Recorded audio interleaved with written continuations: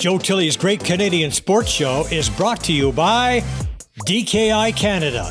Across the street, across the country.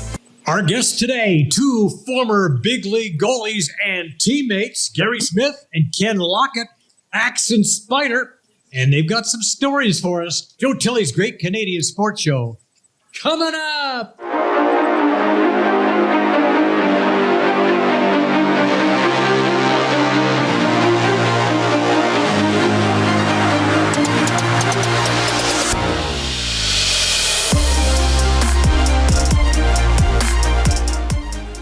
Our guest today, first up, he hails from Ottawa, from a pro hockey family. He played junior with the St. Mike's Majors and Toronto Marlboros.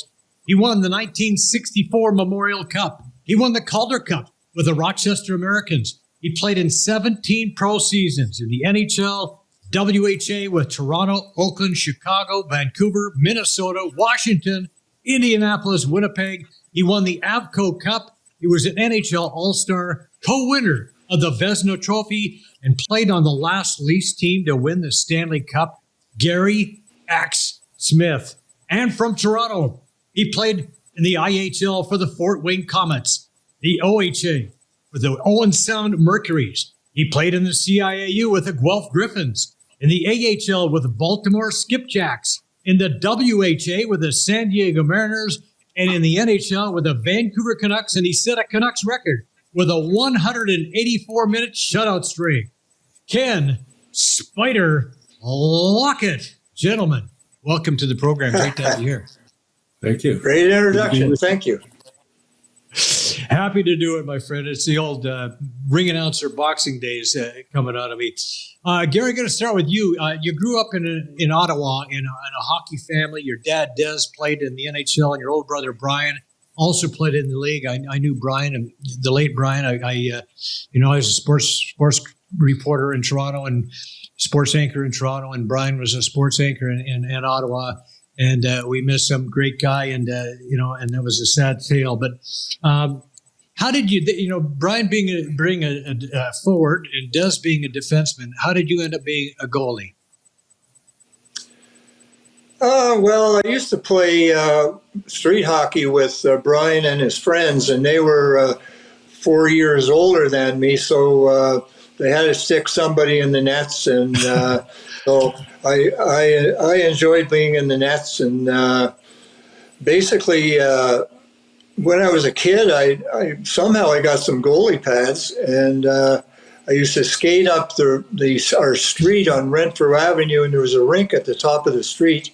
And I didn't know that there was a scout on the other side of the street, and his name was Brian Lynch, and he was scouting for Toronto. And about 14 years old, he called me when I was walking up there one day, and he said, "How would you like to go to Toronto?" And so I was basically wanting to get away from home anyway, so I said, "Well, yeah, let's set it up." So, okay, Ken, what's your story? How did you end up between the pipes? It's a good question. I don't really remember. I guess I was the only guy that wanted to go in between the pipes. But, I started when I was 5, so that's a long time ago. Well, isn't that funny? Because goaltenders tend to be, quite often, Gary, that's a common story. It's little brother gets stuck between the pipes, but they sort of take a liking to it, or and some guys I know said they liked the fact that they were going to be playing the whole game, and that was kind of fun too, right? Right, yeah, exactly. But yeah, so okay, Ken, we have a picture of you at a high school championship team with York Memorial, I believe, and from 1966-67. Is that correct? And what do you recall about this squad? Yeah, we won the Ontario Championship, and then I went to Fort Wayne right after that, right out of high school. So that's a big leap. Yeah. Do you remember Jim Murchie? He was the coach. I know the name. For the Marlies. Yeah. Played for the Marlies. And he was the coach of the team, and we had a really good team. But it was high school. It wasn't, back then, not too many good players played in high school. They were all playing junior hockey. Right. So you went from high school to the pros. To That's Fort Wayne. like a huge leap. Yeah. Then I woke up and went to University of Guelph. Right. Yeah. Right. Play with the Griffins as well. Yeah. So that was some interesting times with Guelph. We're going to get to that in a second. But Axel, we also have some pictures of you with the Marlies, a great team, Memorial Cup champion team, and what sticks out the most about those Marlies teams that you guys had? Well, these pictures you have up there, now I'm with St. Mike's. Oh, now I'm with the Marlies right, okay, now. There you go. Oh, yeah, but, there you go.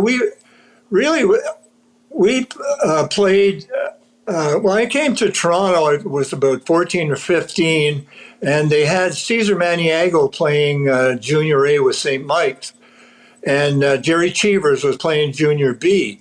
And so they played me in midget hockey, and it was quite a reach going from Ottawa to Toronto. And St. Mike's had an outdoor rink at the time, and Caesar saw me playing with two forward gloves playing. I didn't have a blocker, or a catcher net. So anyway, one day Caesar waited for me to get off the ice, and he presented me with a trapper. It was my first trapper, and it was an old baseball glove that he had, and he put some stuff on the top of it so he could make it into a goalie glove. And so that was really nice of him. And then the next year, they started building the rink at St. Mike's, and Caesar turned pro, and Cheevers went to Junior A, and I went to Junior B the next year. And then a couple of years later, I went to Junior A in the Marlies, or at St. Mike's, and played there for, I think, 1 year in Junior A. And then they kicked us out of St. Mike's, and we went to Neil McNeil, and then we went to the Marlies. And on all those teams, I had great teammates. And what happened in Toronto, if the people don't know, is Stafford Smythe he owned the Leafs, and he was pissed off at the OHA, so he formed his own league around Toronto, and they had 6 teams, and the teams originally were Brampton and Nob Hill and St. Mike's and Marlies and Whitby and one other team. But so when I played with the Buzzers, St. Mike's Buzzers, we won the championship. And then the next year we went to Neil McNeil and won the championship.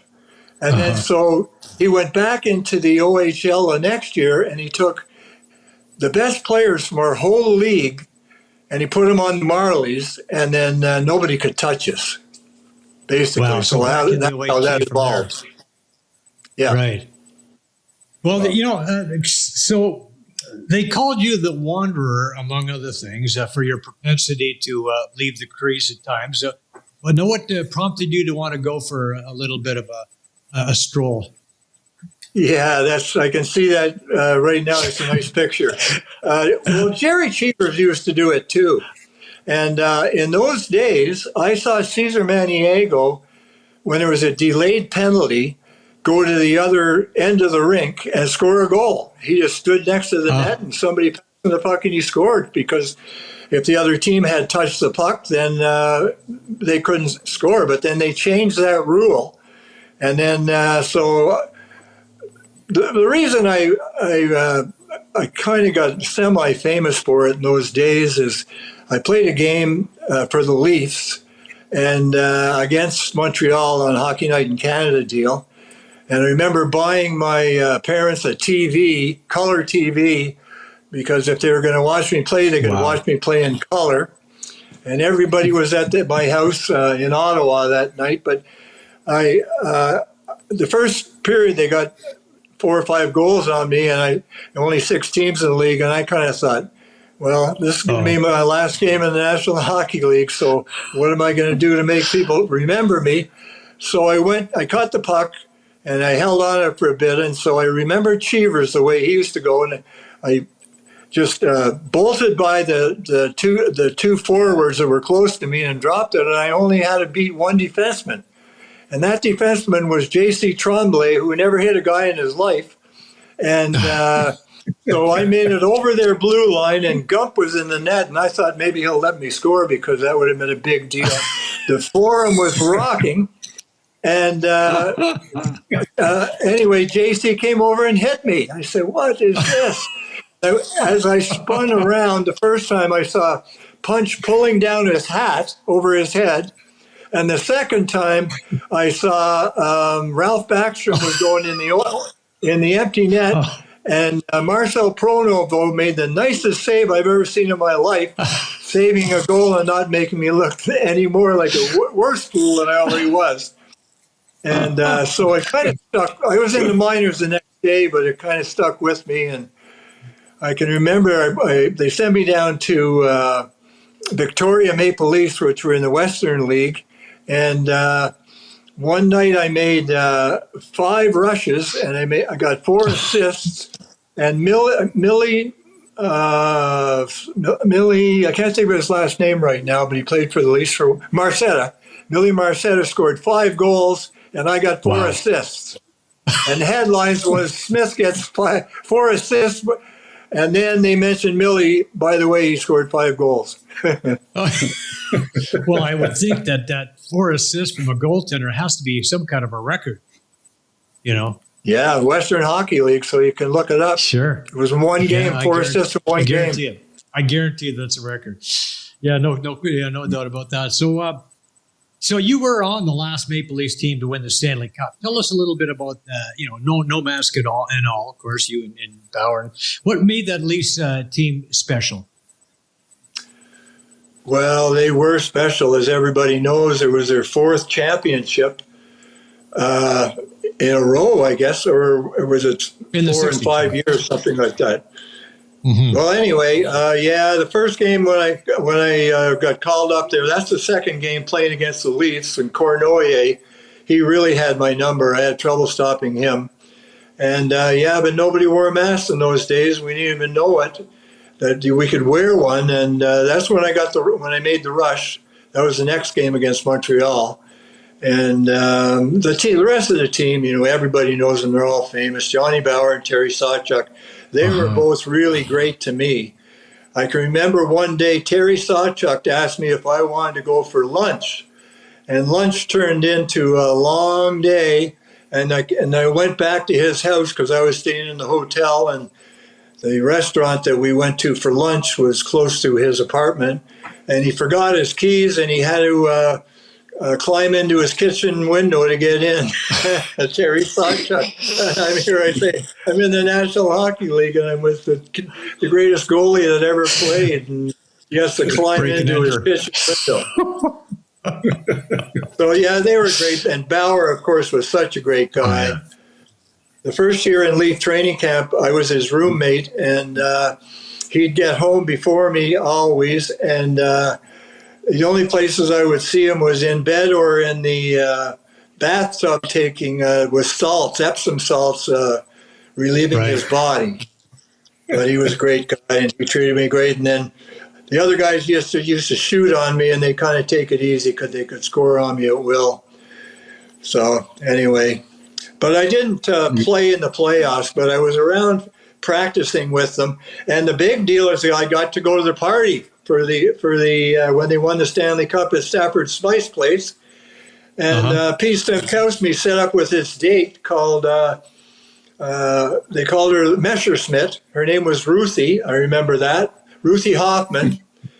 And I can probably tell you her name because I don't know if she's still around. But anyway, and she, when we went to the party, she had really big boobs, and I didn't even know the girl, and because Stemmer set me up, and Eddie Shack pulled out her boobs at the party, and Jesus. I remember throwing Stafford Smythe in the pool, and I became famous the next day. And my dad called me because Jim Coleman was there, and he said in his column the next day, he said the highlight of the party was the young lady accompanying Gary Smith and she had a handsome décolletage. And my dad called me and he said, "What was going on last night?" And I said, "I don't know. What does handsome décolletage mean?" And he said, "Big tits." Oh, jeez. Oh my God. So how did you leave it? Like, did you get along with Punch? Because obviously that would be yes, something I did. that you would have to. You did, yeah. You did. still ended up with the Golden Seals. How'd that happen? I got along with Punch. I was the third goalie. If anyone got hurt, I was paid $5, and I got a ticket right where the camera at center ice was. It just the greatest view of the game. And each period, I used to have to walk down and see Punch, because if I had to go in, if somebody got hurt in the first period, and my stuff was there, and I could just put it on. And so I would just after each period, I'd be in the dressing room with Punch, and then he'd get up and he'd say, "Well, I got to give those guys shit now," and then he'd head into the thing. But it was all a bunch of, it was just an act with Punch. We would just be laughing in between the periods and stuff like that, and Punch would go in and bawl everybody out. And then I got traded. Yeah, actually, along those, when I was playing in the minors for Toronto, one thing that people really didn't know is Boston only had three goalies in their system. Ed Johnson and Jack Norris, and I don't know who the other one was. And Johnson and the other guy were hurt, and Toronto sold me for $1 to Boston for the rest of the year. So I got to go about 25 games and practice with Boston and travel all around with Boston. And I'm wondering why they're not playing me, because they were losing every game. And Jack Norris, I think I was better than him, and he never played me the whole year. Uh-huh. And then but I behaved myself because I would have loved to get to, because the Leafs couldn't protect me, and I was available in the to get taken by Boston. I thought I had a chance to go to Boston. But what happens is Boston that year took Jerry Cheevers from the Leafs, which is who I would have taken too, and it was the greatest move they ever made, instead of me. And but when I was going around Spider Nose, that they gave me a sweater, and I never even saw the sweater, but my sweater was number 4 that they gave me when I'd be on the program, and somebody sent me the program that I was in. So I was the last guy to have number 4 in Boston. Before Bobby Orr got it. And then Bobby Orr came the year after that. So it was in the next year that I played for Rochester, I guess, and then I got drafted in the expansion draft by Oakland, which was great. Well, I think there's a reason why the Bruins didn't want to play you too, isn't there? Yes, as it turns out, a deal. Yeah, as it turns out, 50 years later, I read they said. This day today, 50 years later, in some Toronto paper, that Gary Smith goes to Boston for $1, and if the deal was, if Johnny Busick, if I had played a game, Johnny Busick would go to the Leafs. So there was no way I was going to play a game, that's for sure. So even if Punch was thinking that maybe the goalie would get hurt and I'd have to play, and then he'd get Johnny Busick. So, right. Wow, what a deal that would have been. No, that would have been right. We just saw some video of you with the Golden Seals. Now, you set a couple of records. One, which is okay, most starts in a season, which held up for quite a long time. And then, of course, most losses. I mean, how bad were those Seals teams? We were pretty bad. But I'm proud. I'm proud that one year I had the most losses and most wins in a season. Again, just for the Seals, I guess. But and that's when I allowed the most goals. But I played the most games, And if the coach didn't like me, then he didn't like me anyway, but that's why he played me all these games. And Freddie Glover. And but there's the guy. So I'm number one in allowing most goals all game. Number two is Spider's buddy that played for Chicago. Who was his name? Spider, the who you were negotiating with for a while. I don't. Are you on there, Spider? I don't remember. It was. What was his name? Anyway, so the year that he let all these goals in, I broke his record by 1 goal. Al Rollins. He won the most valuable player in the league with Chicago. So that's a pretty good guy that I broke his record. Right. So we have actually some Al Rollins. Okay, so we have some video of you from a wedding. Okay, so you were the best man.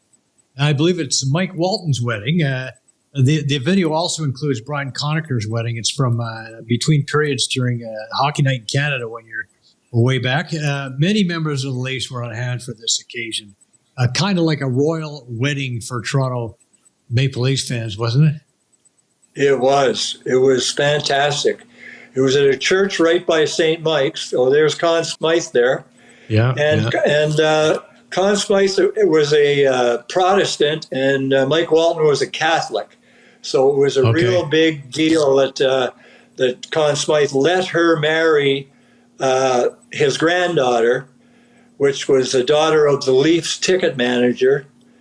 And all the lights from the National Hockey League and from politics and from everything else were there. And we had the reception at Woodbine Racetrack, at the new Woodbine Racetrack. It just opened. And then from there, it all went downhill. For both Shaky and I. Yeah, for Shaky. Yeah, okay, yeah. How did you get the nickname Axe? Well, it's a long story, but there was a guy that sold. Don Cherry said that some girl was running down the street in Toronto, and the guy was chasing her and had an axe, and so I tackled him. But that isn't true. But he doesn't know that. Somebody just told him that, so that's what he thinks. Okay. But it was a guy was selling newspapers outside of the Toronto Maple Leaf Gardens, and the guys would go in and buy a newspaper from him every day, and he looked like he got hit with an axe in his head because he had a big indentation of his head. And so he was called Axe in the head. So Mike Corbett would call me Axe, and then so everybody picked it up because he thought it looked like him. So it's not as great a story as Don Cherry thinks it is. I like John's story. I like that one. I gotta go with that one. So, okay, Ken, you of course your nickname is Spider. How'd you get that one? I sat so long in the Vancouver Brents, I grew cobwebs. That's it. It works. Okay, so Ken, you have a very interesting resume as well. You mentioned IHL with the Fort Wayne Comets, Guelph Griffins of the OUA, AHL with the Baltimore Skipjacks before you finally made it to the NHL. Did all these stops help make you a better goaltender and prepare you for what was to come? Well, they told me that playing in the IHL wasn't that good, so we got smart for sure. I was pretty fortunate. I ran into another goalie that I played with in Fort Wayne who knew Dave Chambers at the University of Guelph. He says, "Wow, you shouldn't be in this league. You don't want go back to university." So after playing in Fort Wayne, I went back to University of Guelph, and it was probably the best move I made. Well, how did Guelph prepare you for what was to come after? I made I played in the 72 World Student Games against the Russians in Lake Placid, and I won the MVP. And that's what kind of really catapulted my career. Then I went to Baltimore and had a rough year my first year. My second year, I played with Dennis DeJordy, and he kind of showed me how to play goal, and it helped. And then I got picked up by Vancouver right after that. Yeah, we're going to talk about your time with Vancouver here. Like you guys were both with the Canucks, and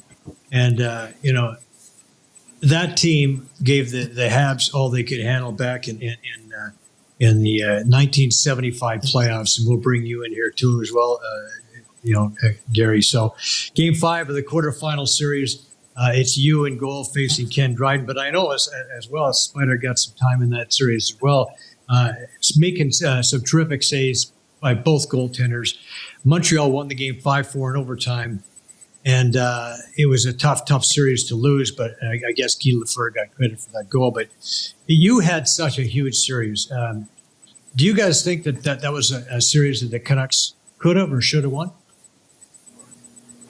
Ooh, I don't know if we could have won it. Probably.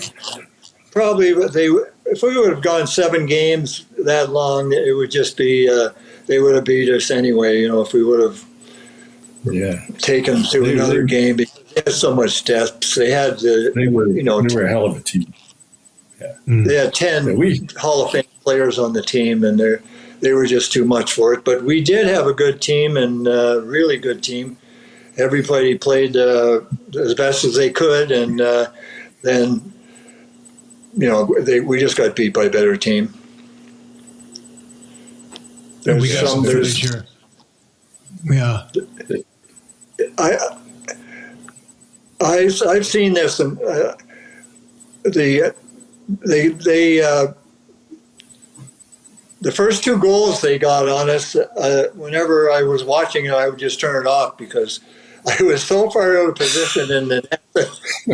One was in Cornelia and one was Peter Mahal. I thought if they're going to score these goals, but it was just embarrassing. I think Lafleur ultimately got credit for that goal, but it was going off a leg for the last goal. For the last goal, but.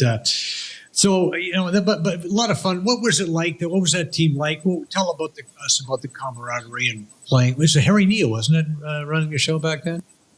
No, Phil Maloney. Oh, sorry, Phil Maloney. Right, Maloney. Right. Yeah, we had a bunch of good guys together. We were really close knit. Axe and I were good friends, along with Cleaver and Settlebar and Schneps. We had a good time together. I mean, I'll tell you a story about Axe. My first year, I wasn't playing a lot. I was kind of mopping up for Axe.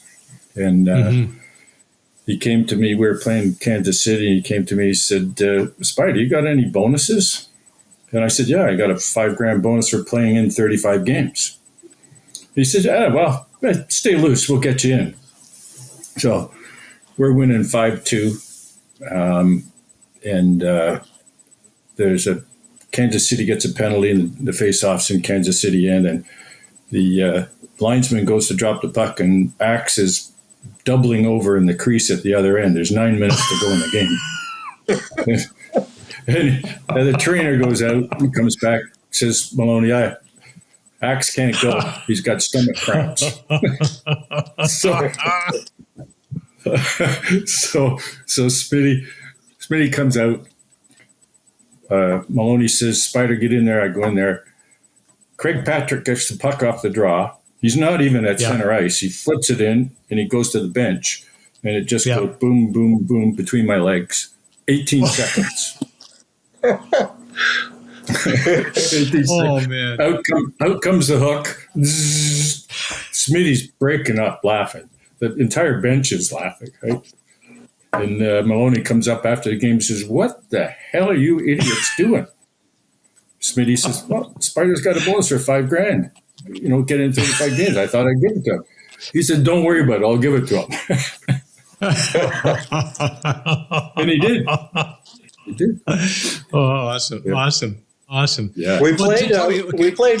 Go ahead. Remember, Finish this Spider? We story. played in our game that we played in Atlanta, and I played the first yeah. period, and I let 4 goals in.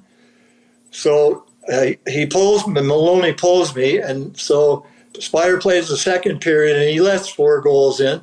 So he pulls Spider, and I go in there, and they got 11-5 on me in the third period. And I went in, I shut him out for the last 10 minutes. We lost 11 Oh, good. 12-4. Did you Yeah. say you left 4 for you, 4 for you, and then 5 more for you? No. Yeah. Yeah. 4 for Really let in- 13 goals. first You period. let in, you let in 8. I let in 4.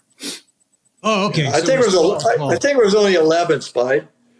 They've only got 11 goals. They only got Somewhere, on you guys. I don't think You either stoned one them. of us stopped the puck the whole game.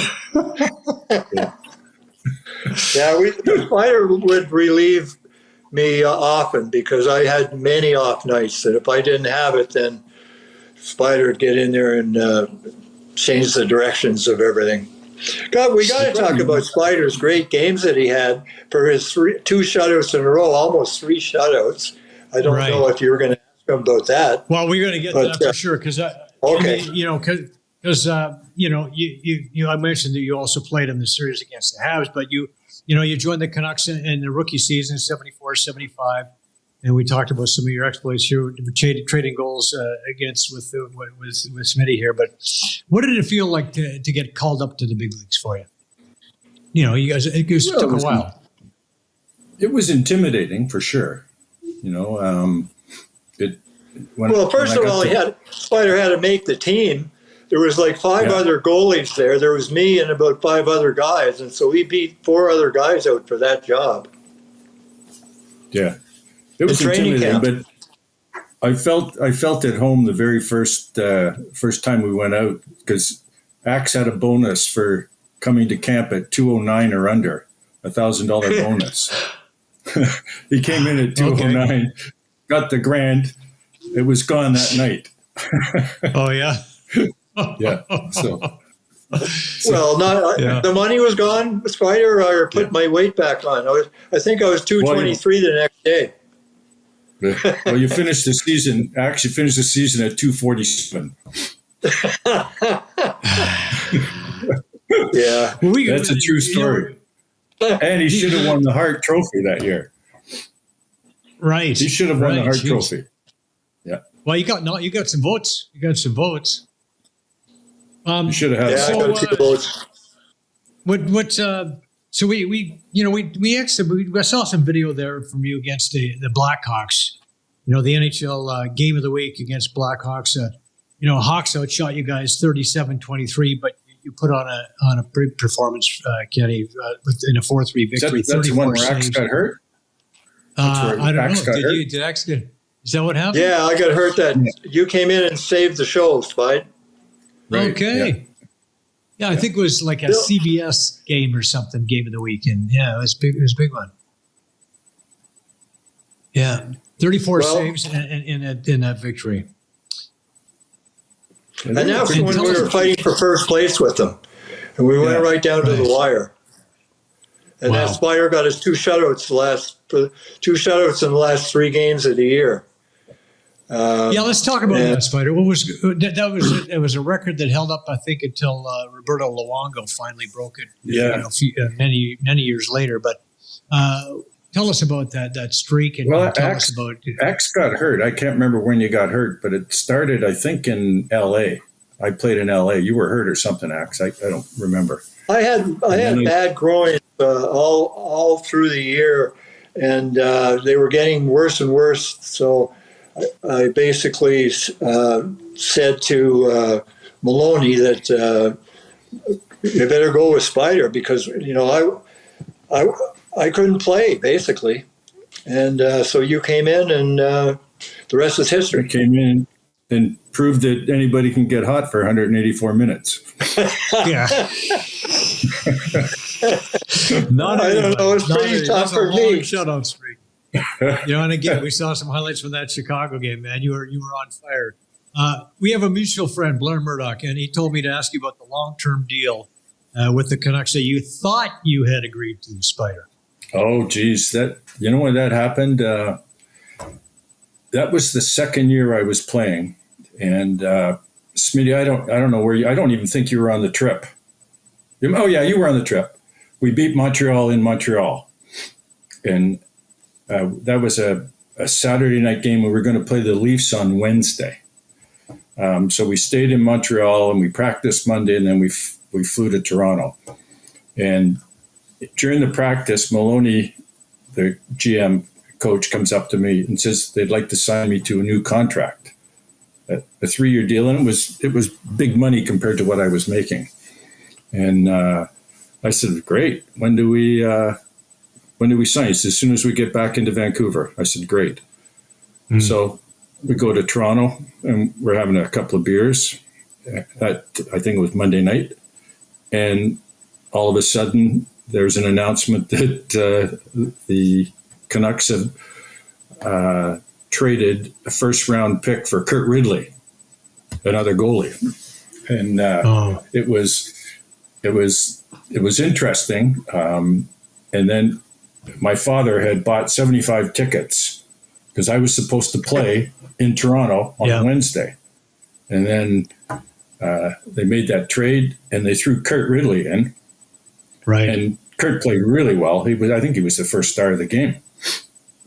And got back to Vancouver, and it was a humming and a humming and a hawing when I went into the office, and never did get it. Right? Wow. Never did get the contract. And then I left. I was probably a little bit immature and pissed off, and so I moved to the WHA. That's when the contracts had an option year, which was the player's option back then. So I jumped to the WHA and played there, and I had a good year in the WHA, and we played Winnipeg in the semifinals. And Game 7, we lost Game 7. I was playing, and who was at the game but Phil Maloney wanted to sign me. He said, go to San Diego, call me and I'll send you a plane ticket down. So I said, sure. So I get back. Who's in San Diego waiting for me but Axe and his family? And we had a 2-week wind-up party, and I never did get. I drove home. My dad says, Phil Maloney's been trying to get a hold of you for a couple of weeks. Like, you have to remember, there were no cell phones or anything like that back then. Right. So I said, I'll call him in the morning. So I got up in the morning, and it's 9 o'clock my time, but it's 6 there, so I had to wait till noon. Yeah. I opened the paper. I'm having a cup of coffee. Opened the paper. Phil Maloney's fired as coach and GM. Oh, Jesus. Talk about man. stupid, eh? Yeah. So Blair loves that. Blair Murdoch loves that story. Yeah, he does. Yeah, he thought I should ask you about that. Oh my God. So, well, listen. So, speaking of your time with San Diego, the Mariners, we have a clip of you talking about facing a touring Russian team and how the Jets and your Mariners played similar games to the Russians. Let's roll that clip. But I would say that in general, this particular league, the World Hockey League, is more akin to the Soviet style than, say, the National Hockey League. And I think it's simply because the influence that the Swedish players have had on the game. You'll notice that the Soviets very seldom throw the puck in, shoot the puck in. And in the National League, that's the whole game. They shoot the puck in, and then they forecheck you and make you cough the puck up, and they get most of their goals that way. And you'll notice us that we really don't have the style of play that you throw the puck in. Occasionally, when we're tired, we'll throw the puck in. But basically, we've adapted just, I would say, a little to the Winnipeg style of play. And I think more teams in the league are getting that way, just simply because of the presence of the Swedes. What do you think? I sounded halfway intelligent. Yeah. You know who he's talking about. Yeah. Geez, Blair, that's pretty good. Never saw that before. Yeah. No, I've never seen that. Pretty cool. Never seen Huh? that. Well, Thanks listen, to Paul we Pasco. Boy, what a great job he did. Yeah. Did you get that off of Paul? Yeah. That's Here I got that's something unbelievable. from you, Axe. Okay, we're going back a couple years. Things picked up really nicely when you moved to Chicago. You teamed up with Espo to Tony Esposito to win the Vezina trophy, and not too many guys can say that. Here's what you had to say about Tony O a couple of years after that. I played here for 2 years with Tony in Chicago, and I just wore number 35 in respect to him. One game we were playing in warm-ups, and people thought that I was sort of trying to make a gag out of it, but it was just in respect to him, and I think he's the best goaltender in hockey, and I love the guy, and he's taught me a lot, and he's taken me from a mediocre goaltender to a little bit better than mediocre anyway. Well, he taught me, I think, mostly concentration. I used to lose my concentration. Now I concentrate in 5-minute cycles. I divide the game into 12 5-minute cycles, and I hope that they don't score me in the first 5 minutes. And even if they do, then I say, well, they're not going to score me the next 5 minutes. And even if they do, I say they're not going to score it the next 5 minutes. So I concentrate the whole game like that, and I find that this really helps me. Well, yeah, there you go. Another good analysis, right? Yeah. Well, I won't even go there. yeah. Playing with Tony, he wanted to play all the time. When I first went there was after my debacle coming from the Oakland Seals, and I figured I didn't realize what am I doing there? They already got Tony there, and he's got 15 shutouts the year before. And what are they doing bringing me there? So I never really figured, so I forgot about it. And then about 50 years later, I said, when I went there, I thought to myself, when I went there was the year after Tony played brutal in the playoffs against Montreal, and they almost had the Stanley Cup won, and they let the goal in from center ice. And so they were looking, as it turns out, I thought later that they were looking to maybe replace Tony Esposito.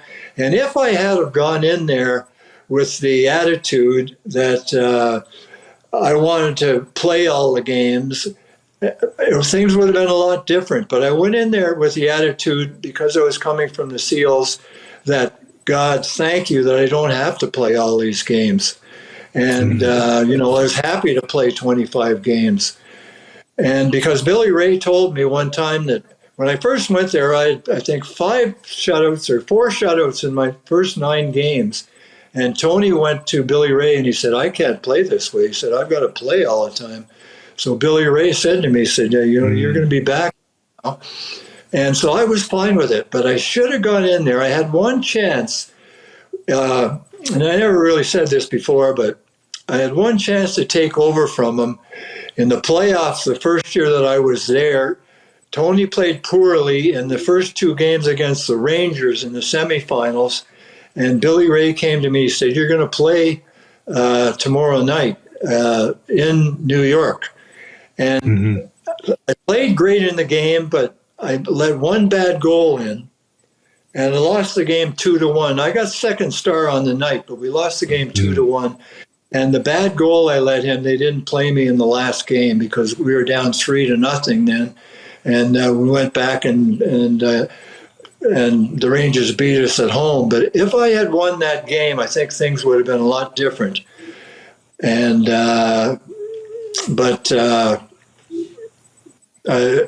you get your chance, and I didn't take my chance. When Spider got his chance, he took the bull by the horn, and he made it. He played fantastic.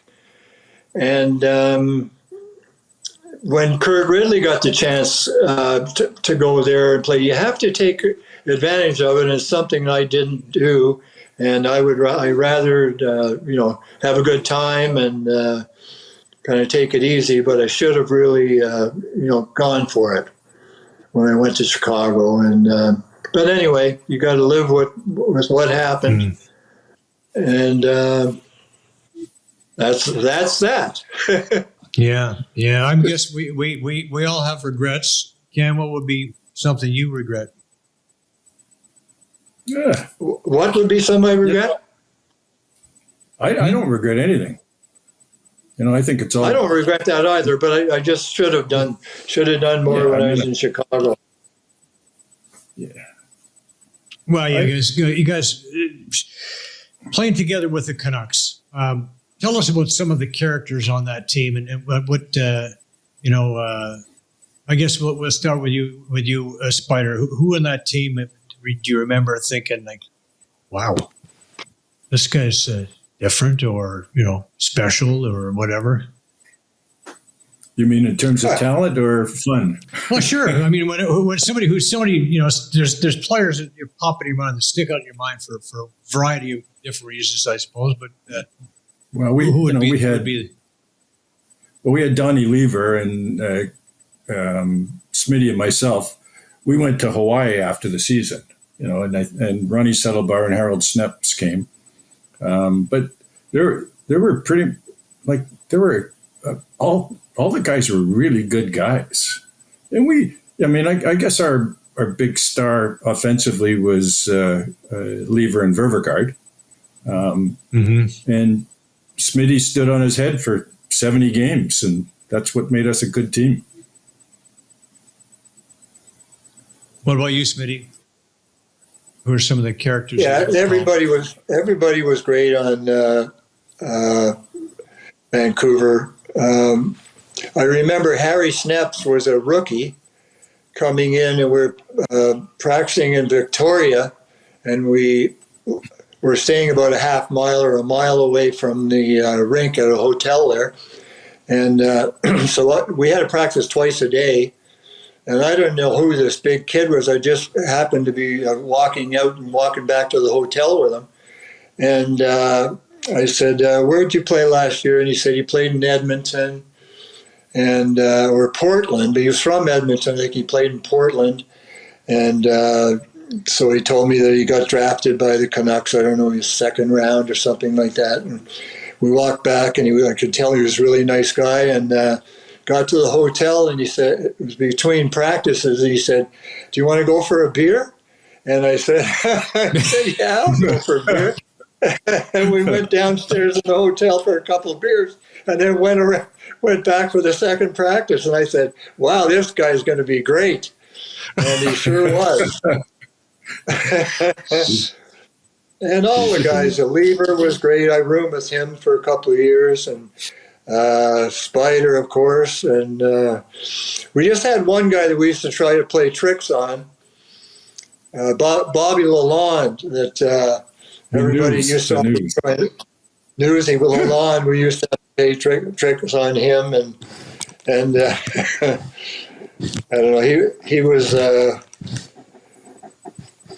was like a French guy, and he couldn't speak French, and he couldn't speak English.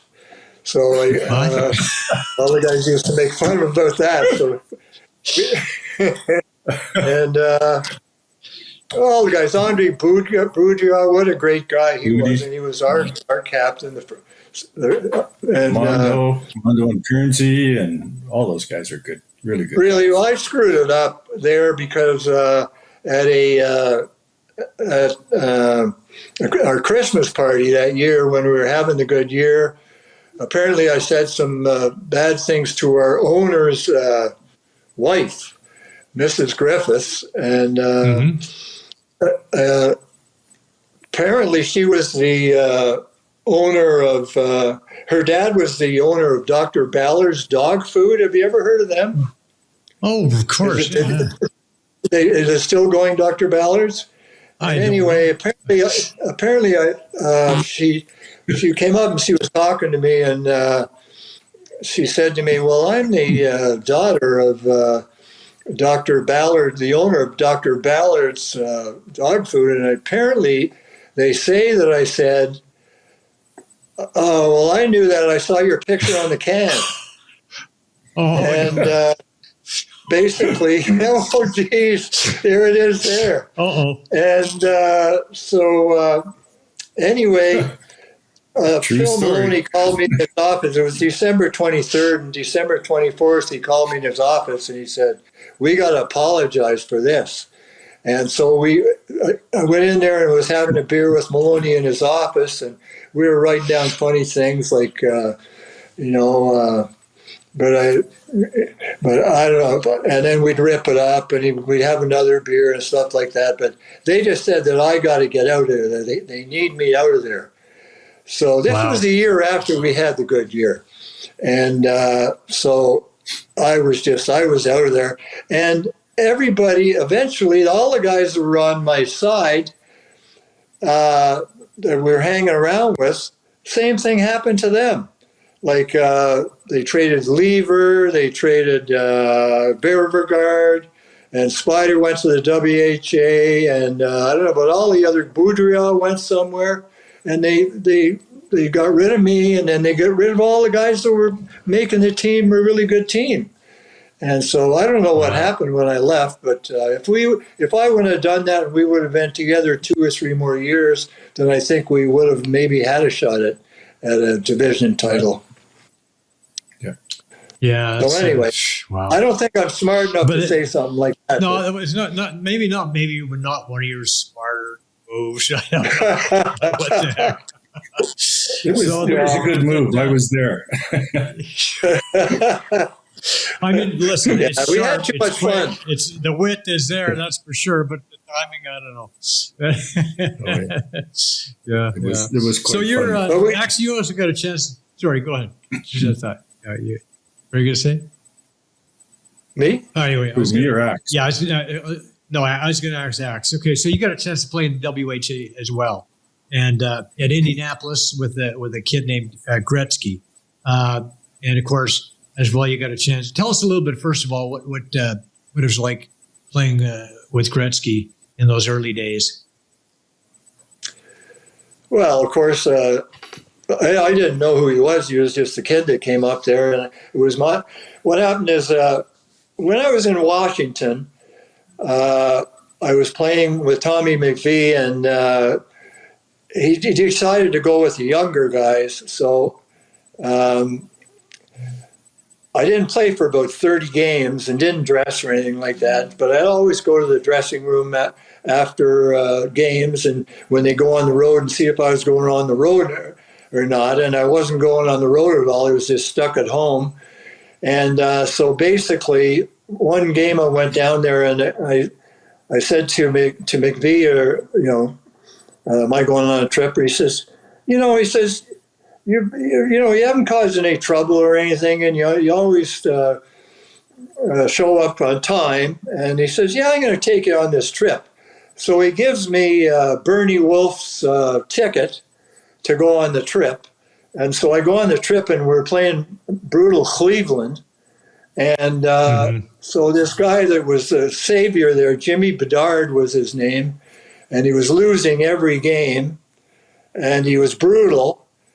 But they wanted to go with the kids because they were trying to, they weren't going to win anyway. So anyway, he gets hurt in warm-ups, and I have to go into the game, and I have to play the game. So I haven't played in 6 weeks, and we beat them 6-5 somehow.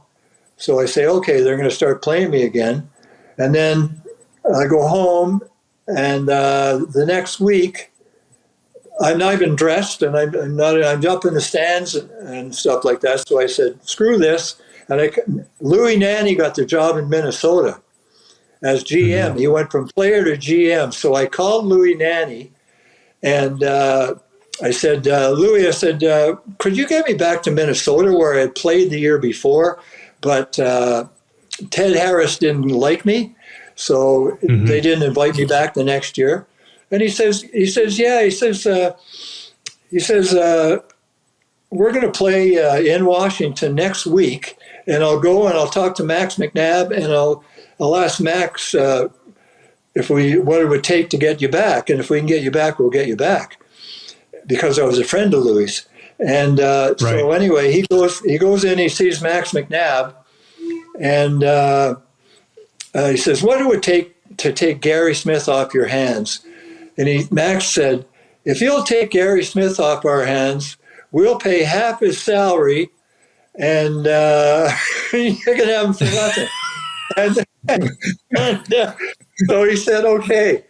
So I go back, and I go to Minnesota, and I played 3 games in Minnesota, and I played really well in Minnesota. And we had 1 loss, 1 tie, and a win.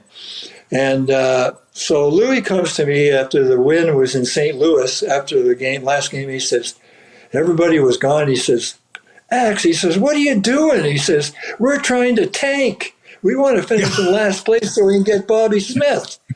And you're playing too good. So he says, I'm going to send you to the, you and I are going to go to Fort Worth in the morning. And so we flew to Fort Worth in the morning, and same as Spider, he says, okay, I'm going to give you a three-year contract for Minnesota at, this and this and this. And you'll come back to Minnesota and you'll play for us here, but we don't want to win. So you're playing too good, and go to Fort Worth and try to play there. They have a pretty good team. They got a chance to win the championship. So I went down there, and then I played there, and we won the championship in the Central Hockey League. And then during the summer, I'm at home and I see in the papers that Cleveland and Minnesota have merged. So I call Louis Nanny and I say, well, what about that contract I signed on the napkin on the plane? And he said, I don't know about that contract. He said, I don't know what I did with the napkin. And he says, I don't know if I have a job. So anyway, they inherited 5 goalies from the Cleveland. The team was going to be in Montreal, and they inherited Jim Craig. What's his name? Paul Harrison and Gilles Meloche and somebody else. 5 goalies, and Gilles Meloche is in that crowd, who's probably the best goalie in the league at this point. And so Louis says, so you can't come here. I'll try to get a job in the WHA. And that's where this is leading. So he calls Pat Stapleton, and he gets me a job in the WHA. So I show up, and there's Gretzky. I knew he was going to be pretty good kid. And so I kind of befriended him, and realized how he was that good, because you could see that someday he was going to be that. And he got a hat trick in his first game with Winnipeg. Wow. And so then we're not getting paid, and there's all kinds of rumors that they're going to fold the team. And the owner was a guy from Vancouver. Can't think of his name right now. Scalbania? Scalbania. Yeah. And but we weren't getting paid and stuff, so they sell Gretzky and Peter Lepresti and Eddie Meal to. We didn't know where they're going, but so they all go. And I didn't have. I played 11 games in Indianapolis, and we didn't win a game. 11 losses, didn't you? Well, we tied a game. Wow. Tied a game against Winnipeg. But so anyway. Gretzky goes to Edmonton, and they fold our team. So I had 2 cars that I had to drive back to Lake Tahoe, where I lived. My wife drove one, and I drove the other one. And we go back there, and this was in about just in the new year. I don't know, about January or something. So January 15th, and so we drive back to Lake Tahoe, and I was done playing hockey. Nobody called me. What I did is my wife would make me call people that lost the game the night before, people in the National Hockey League or the WHA or in minor leagues, and she was screaming at me all the time, you got to get a job and stuff like that. So I would pretend like I was calling these teams, and I wasn't even calling the teams, but the phone was in the kitchen, and she'd be listening to me. And say, okay. So anyway, on the day after the Super Bowl, on Super Bowl Sunday, the day of the Super Bowl, she was saying, you're not even calling these teams. And I said, I'm calling these teams. She said, well, Winnipeg lost last night. John Ferguson, so call him. So anyway, I figured to myself, it's the day of the Super Bowl, And they just lost on the road in Cincinnati or someplace like that. So nobody's going to be in the office. So I will dial. She's sitting right next to me. And so I'll dial the number. And so I call the number. And a male answers the phone. And I said, yeah, is John Ferguson there? And he says, speaking. And I said, oh, John, this is Gary Smith. I saw that you lost last night. I was wondering if you needed another goalie there. And he says, I like one of my guys, and I don't like the other guy. He says, I'll give you, he says, where are you right now? Anyway, I said, I'm in Lake Tahoe. And he says, he says, if I can need you, I'll give you a call. And I said, okay. Okay, great. So Squaw Valley was around there where they won the 1980 Olympics. And so I carried my equipment. I drove 20 miles that night to see if the equipment still fit or anything, because I'd put on about 40 pounds. And so I went there, and they had just a fun hockey game for little kids and guys and stuff like that. So I figured, well, I'm going to see if I can still stop somebody. And I couldn't stop anybody. And so he doesn't call me till 2 weeks later. He calls me and he says, can you be in Winnipeg tomorrow night? So I said, yeah. He said, well, I'll send you a ticket. Where do I send a ticket? I said, well, the closest airport is Reno. So anyway, so he sends me the ticket to go to Winnipeg. And I get in the ticket, and it's 40 below. 40 below, honest to God. And I got to, from our hotel, which is like half a mile away, I got to lug my equipment and sticks over there, and it's 40 below. And I'm going over, and I froze everything, my toes and everything, drag it over there, and I bring it into the dressing room, and the team's out on the ice.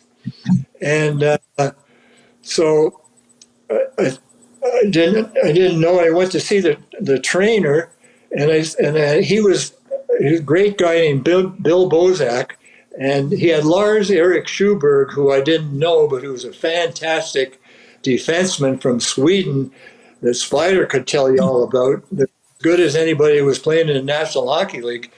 And he was on the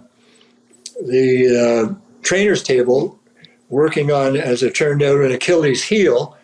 And they said, I went in there and I said, and Schuberg says to me, he says, the Coke machine's in the other room. And he thought it was the guy that worked for Coke that came in there to fix the Coke machine. And I said, no, I'm coming here to help you guys win the Avco Cup. And they said, oh, yeah. So I told them a story. And then they said, well, the guys are on the team right now. And go up and talk to Fergie's upstairs. So I go up by the benches, and I see the guys are on the ice practicing. And I see Fergie up the top of the rink there, sitting watching the practice. So I walk up the steps to see Fergie, and I can hardly make it up the steps. I'm in such bad shape. And I have a big ski jacket on, so he didn't know how fat I was. So he said, here's the deal. He says, I'll give you $10,000 to finish the rest of the year here. And I said, okay, that's great. So he says, we're going on the road tomorrow, and I've set up to practice with the Winnipeg University of Manitoba. And this is a long story. Anyway, I said, okay. So I go to the game that night. They had a game that night. And I went to the game, and the guys didn't even know who I was. People in the WHA don't know who people from the National Hockey League are. They hadn't got a clue who I am. And I didn't have a clue who any of those guys were. I don't think I knew one of them. And so anyway, I go to the game, and then I'm trying to get back to the hotel where they played Edmonton, because I went back. I knew Gretzky and Ace Bailey from Edmonton, and I went out for a few beers with them after the game. and with the whole Edmonton team. But I'm leaving the rink, and who do I see in the rink in the wives' room? Because I went out the wrong way. I had to go through the wives' room. And if I don't want to see any of the players, I sure don't want to see their wives. Anyway, so I go out there, and who do I see but Tommy McPhee, who was my coach in Washington the year before. And he never played me, and he hated me. So anyway, I've already agreed to play with Winnipeg for $10,000 the rest of the year. And I said to Tommy, "What are you doing here?" And he says, "I came for the weather. And it's 40 degrees below zero." And I said, "Yeah, you came for the weather. You're going to be the next coach here." And I never would have went there if I knew he was going to be the next coach. So they go on the road, and they play 7 games on the road or something like that, 6 games on the road. They were gone for 10 days. And I'm supposed to go practice with University of Manitoba. And the next day, well, before they went on the road, I had to practice the next morning with them. So I went out there, and I couldn't do a thing, and because I was so brutal. But I practiced with them the next day. Then they went on the road right after practice, and I stayed. And I go back to the hotel. The next morning, I woke up, and I can't walk. And and it turns out I tried to walk, couldn't do it. I tried to call a team and tell them I can't walk. Nobody's in the office answering. Everybody's gone on the road. And they had one guy who was supposed to take calls or something, but I couldn't get a hold of him for 4 days. And so I just stay lying down in bed in agony because I can't even go to a doctor because nobody can get a cab because it's 40 below. And I finally get a hold of the guys. I said I was supposed to be practicing with Winnipeg, University of Manitoba, and I can't even walk. So he sends me to the doctor, and so he sends me a cab because I couldn't get a cab, and I go to the doctor. And the doctor says, "You've got the gout." Oh, the gout. And he gives me one pill, and the pain goes away. So the team comes back the next night, and Larry Hillman is still coaching the team, and they come back, and Fergie gives me a call. He said, "Are you ready to go?" And I told him the story about the gout, and he says, "Well," and he told Larry Hillman that he wanted me to play. And I called Larry Hillman. I said, "Larry, I can't play. I haven't played since before Christmas." And so he says, "Yeah." He says, "Well, I'm going to have to dress you anyway, but I'm not going to play yet." I said, "Okay, thanks." So anyway, they have this deal in Winnipeg where whoever's the paper boy of the week or something comes out and takes a shot on the spare goalie. And I'm the spare goalie, and I didn't know what to do because I never heard this in the National Hockey League. They do this, and so I have to go out there, and I guess the thing is you're supposed to let the kids score. So anyway, but I didn't know that, so I said I'm just going to see if I can stop the kid because he was basically he was brutal. He tried to make it to the neck, and I thought it'd be funny and poke checked him. So I gave him the big Johnny Power poke check. So I stopped the shot, and he falls down and everything, and all the fans are booing. They're saying boo. So anyway, I go back in the dressing room. Nobody knows about it in the dressing room. And anyway, we lose the game, and the next morning, they fire Larry Hillman and announce that Tom McVie is the coach. Oh, and I said, "No, I can't go through this again." And so anyway, somewhere about 3 weeks later, I'm doing all this extra work and everything, and I've lost about 30 pounds. And they were playing Finland national team. And so that was my debut for the Winnipeg Jets, playing them at home, and I broke my skate blade in that game, and I could have broke my ankle or something like that, because my blade was broken all off it, and somehow I played half decent, And then they only had about 10 games left in the season. They played me all the time, and we won the Avco Cup. It was just like a complete mystery to me that I went from not being able to stop a balloon to play half decent and win the Avco Cup. I'm sorry, that's a long story, but you can edit it. Yeah. That's what I thought about the WHA.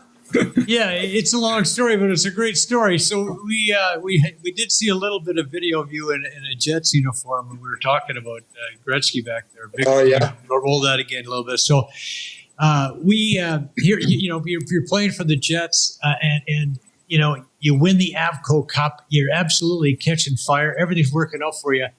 And then you guys knocked off the Oilers, who were like a machine. It was very long after that they were winning cups left and right and center. And I played the best two games in my life. Sorry to interrupt you, but I played the best 2 games of my life, the first 2 games in Winnipeg. And in the first game, I don't know what the scores were, but in one of the games, anyway, we won the first 2 games because I did play really well. But I think the second game, we were up 4-0 with less than 2 minutes to play. We're up 4-0, and Gretzky caught fire. That's when I think that when he really started his great career. He scored three goals on me in the last minute. Wow! Because nobody knows about that, and but we beat them 4-3, and then we went back to and then we had this guy that a Swedish guy that last name was Eriksson, that was playing center for us, and he took it was only like 6 seconds left on the clock after he had scored the 3 goals, and he said to Gretzky, not enough time, because if we had another minute, he would have scored 5 more. Right. But anyway, then we go back to Winnipeg, and I think we lost the first game in Winnipeg, and they beat us. I don't know what they beat us, like 6-2 or something like that. Then we went back to Edmonton somehow, and they get about 10 on me or 11. So I'm back to normal. And then somehow, then we go back to Winnipeg and we win a game or something. But yeah, we had to win that game that we won. And Terry Ruskowski came back, and it was a real big lift to us because he hadn't played the last 3 games or something.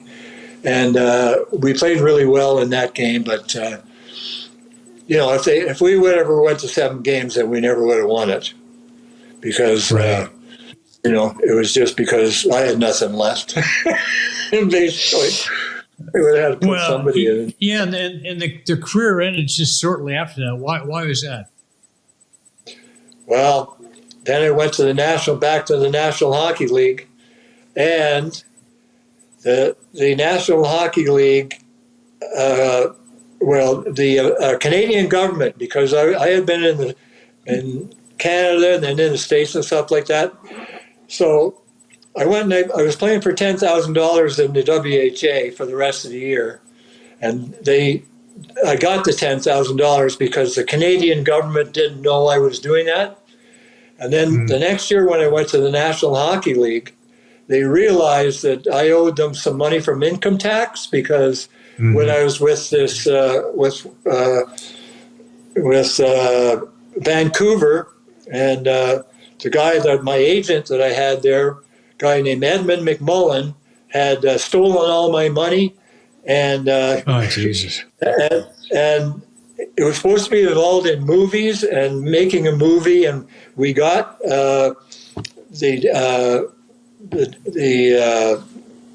what do you call it, the benefits of putting my money in this movie, and it was approved, but for the next 3 years before I came back to Canada, it was disapproved, and I owed the Canadians like a couple $100,000. So Oh boy! they were garnishing my wages, and we were in last place, and we were never winning any games. So I went to Fergie and I said, if I went to Tulsa where our farm club was, can I get paid down there?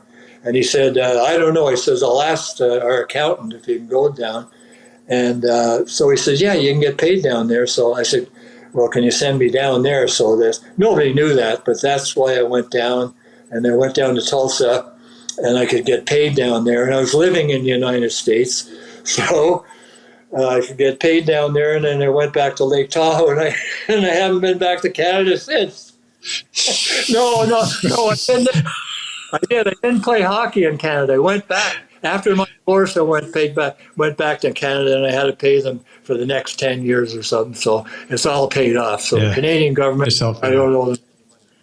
Okay, good. Yeah. Okay. Yeah. So But that's why I ended my career. I can't play. how about you, Spider? What made you decide that it was time to hang up the blades? I got traded to Winnipeg. Yeah. That was San Diego forward. I got traded to Winnipeg. That was enough. I went and played in Europe. I'd agreed to a contract with Rudy Pillis, and then my buddy Dave Chambers called me, and he went over and coached the in Val Gardena. I went over there, and it was the best move I ever made. I loved it there. It was spectacular. Just great time. The hockey was terrible, but the life was great. You know, the kids spoke the language. The wife spoke the language. It was phenomenal. We still got good friends there. And I met the guy I played with. For? I was in Italy. Italy, sorry. Yeah, 2 years. Oh, good. And one of the guys I played with, Jim Koloff, we were part of a group that bought the team in Lausanne in the Swiss League. And Jim passed away, so we decided to get out and sell. So we sold it. We actually sold it to Marty Mc's brother, Chris McSorley. Oh, okay. Yeah, but it was spectacular. I was in a ski resort, and I love skiing, so it was phenomenal. You know, and the people were great, and you get to travel all over Europe at the end of the season. And we used to, all the guys that played in Europe, within 2 or 3 hours, we all meet in Venice on Sunday for dinner with the families. It was quite an interesting time for sure. We enjoyed it. Yeah, that's pretty awesome. Venice for dinner. Yeah. Sunday dinner in Venice, everybody. All right. Yeah. You got some pictures. You got some pictures of horses behind you, and I know that you're heavily involved. Are you still involved? Pictures of what? Behind horses. Oh yeah, I still have like 10% of a horse here and there, and I live in Del Mar, and I'm just so lucky that my daughter invited my son Marshall and I down here when I turned 60. And she said, you're getting older, and Marsh is getting older, and why don't you come down here? So we came down here when I'm 60, and that was 21 years ago, and I lived in Del Mar, California, San Diego, California, ever since then, and it was the greatest thing that I ever did, and I'm so lucky for my great daughter, Sunny, that she invited me down here, and basically she takes care of me now, and I live by myself. My son passed away, but which was brutal. But Spider and I meet each other, along with Jim McKenney comes with us. Spider's got a friend that owns a place in Florida, and they took me down there for my 80th birthday, and we had the time of my life. And we hope to do it again. But I do own these horses. Just 10% of them. It just keeps them involved in the game, and they have really a great racetrack here. And I have a lot of friends that come during the summers, and so that's what I'm doing now. Yeah, I know Howie well. That's great, man. That's pretty cool. You look fantastic for 81, my friend. You really do. Huh? Well, you still got the great hair. You still got the great hair. I watched those interviews of you guys. It was spectacular back then, but still looking pretty sharp, I must say. Yeah, What about you? What about you, Kenny? What are you up to? What are you up to? I've been in the trucking industry for years. I owned a pretty large trucking company for 20 years and sold it. And now I'm helping my wife with, she's got a logistics business. So I help her out with the logistics business. Keeps me busy. It's fun. Something I know. I kind of go in when I want, come home when I want type of thing. So it's great, really. Nice to have those hours. So do you guys still follow hockey, though? You follow the game? Yeah. I got the Leaf game on now. We're not doing that well. Mm-hmm. Yes, I saw the score pop up. Yeah, not too well. Was it 2-0? How about you, Gary? You guys follow? Oh yeah, I watch it all the time. What do you think of the Quinn Hughes trade? I mean, as being former Canucks, what do you think about that? I hate it. Because he's been my favorite player the last 5 or 6 years. He's just great. But if he wasn't going to re-sign, you got to move him when you got some time, right? I think they made a pretty good deal. I don't know those other players they got for him, but he's a pretty good player, that's for sure. Yeah, he's a great player. Yeah, absolutely great. Yeah. Well, it's going to be tough sledding for the Canucks for a little while, I think. Well, it's like the Leafs when they lost Marner. Not too many people thought that it was be as dramatic as it is, but you lose 100 points. And, Matthews and Nyes and Nylander were all pretty good recipients of those points.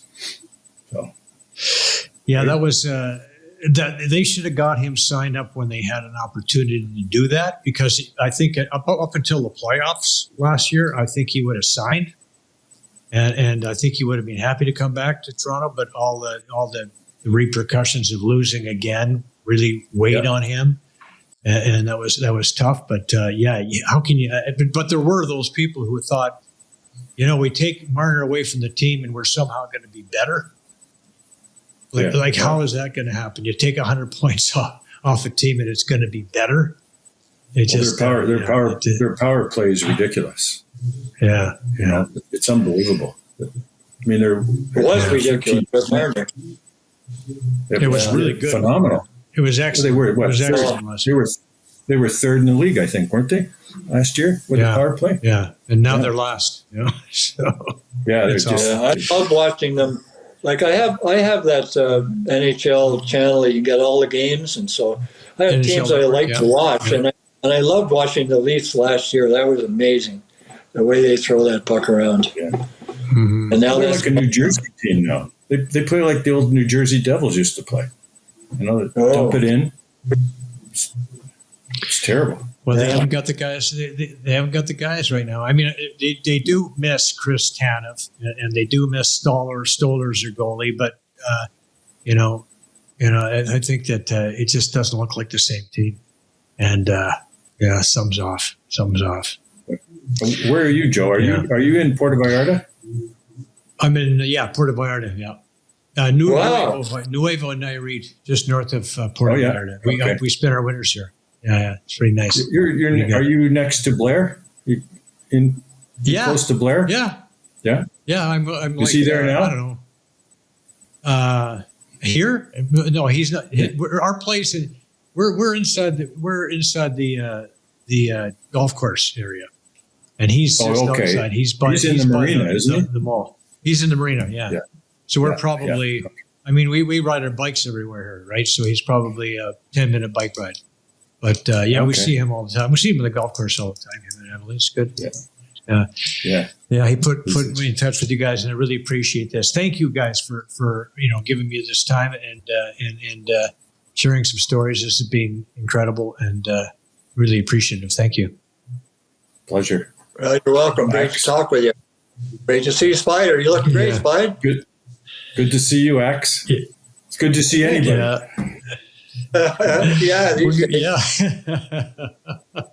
Good to be seen. Like a friend of mine likes to say, good to be seen rather than viewed, right? So that's correct. Right? That's correct. When we Yeah, come that's back, pretty Grant Fuhrer talks about winning titles and stopping pucks with those great Oilers teams. Back after this.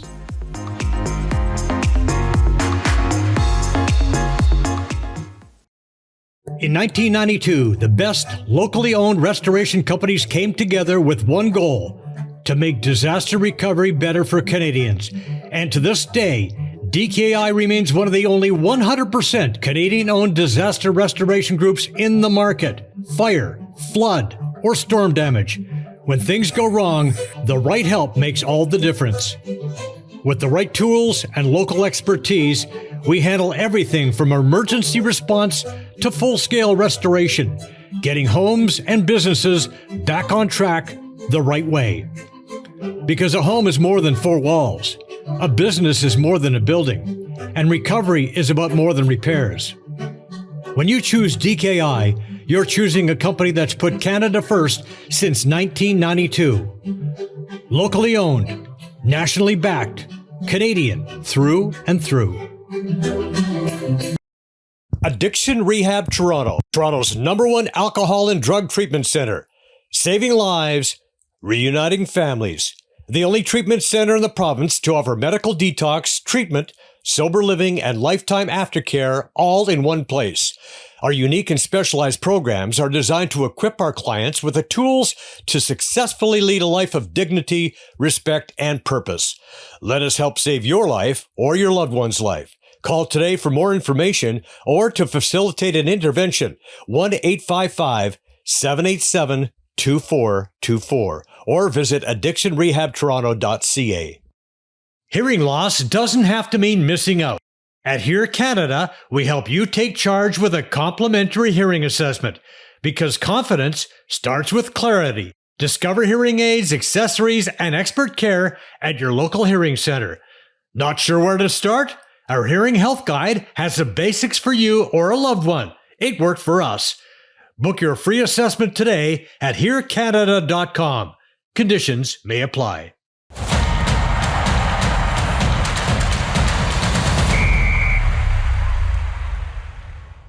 You had to face all these breakaways all the time because that's the kind of style the Oilers played. You know, the idea was they would outscore you. Yeah, you're going to get your chances. Yeah, but they're going to outscore you. And one of the reasons they're going to be able to outscore you is because they got Grant Fuhrer sitting back there. And I don't know if there's anybody in history who ever faced more breakaways. Is there anybody, can you imagine, can you just think off the top of your head, anybody who might have faced more breakaways than you did? Off the top of my head, no. I mean, it's just the style we played. That was the fun part, is we were going to give up some chances, but that meant if you were getting chances, that we were getting chances, and we just assumed that our talent was better than your talent. And it was a good assumption, I think, wasn't it? So here's what a couple of your teammates had to say after you were named one of the top 100 players of all time. Let's have a listen. He was a perfect goalie and temperament for us. Wasn't worried about statistics, didn't care about goals against, didn't care about anything other than winning. We come in after the second period, and we were down 4-2. It didn't matter to who. He'd look around the room and say, guys, they're not getting any more. So my eyes would go, bing, and we go win the game 7-4. So that was your message in the dressing room. Don't worry about it, guys. They're not getting any more. Was he right on? You knew that? Well, I don't know if I knew it, but I believed it. So, and that's the biggest thing, is you have to have your teammates believe in you.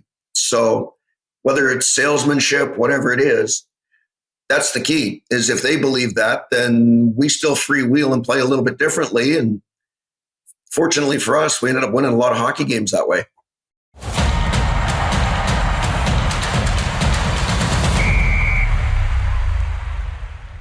Discover the secret to timeless vitality at Renew Medical Center in Puerto Vallarta, Mexico.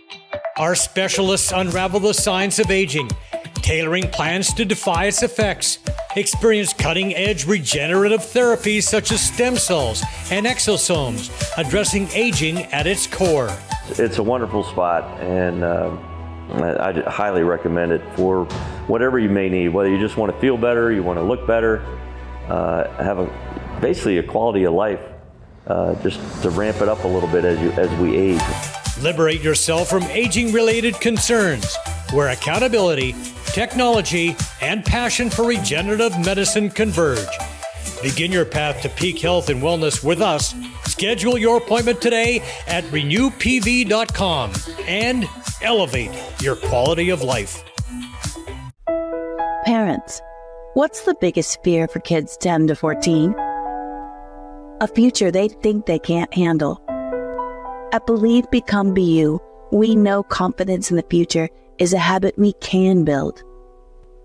Our course doesn't just prepare kids for the future, it seeds them with skills they will use now. For a limited time, the I Believe in Me Foundation is offering the first 1,000 kids and their parents 1 year free access. This priceless opportunity will save you over $2,000. This isn't just a course. It's a journey in developing life-enhancing skills that will grow with your child, fostering gritty minds, creative futures, and better bonds.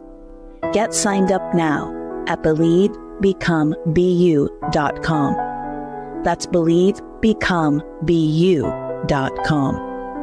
And we want to thank all the folks who make this show possible. These are friends, trusted business associates, and all-around great people. We highly recommend them all. Thank you for your support of Canadian sports.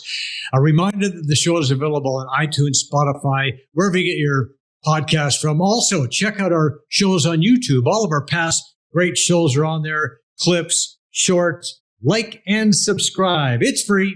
Our socials at Joe Swiss Tilley on Instagram and Threads, Joe Tilley's Great Canadian Sports Show on Facebook. Thanks once again to Gary Smith and Ken Spider Lockett for being on the program. Thank you for watching. We'll see you next time. MNP, a leading Canadian national accounting, tax, and business accounting firm. MNP proudly serves and responds to the need of their clients in the private, public, and nonprofit sectors. Through partner-led engagements, MNP provides a collaborative, cost-effective approach to do business and personal strategies to help people and organizations to succeed across the country and around the world. With local offices in Oshawa, Mississauga, Burlington, and more, their team is here to support you. Visit mnp.ca today to learn more.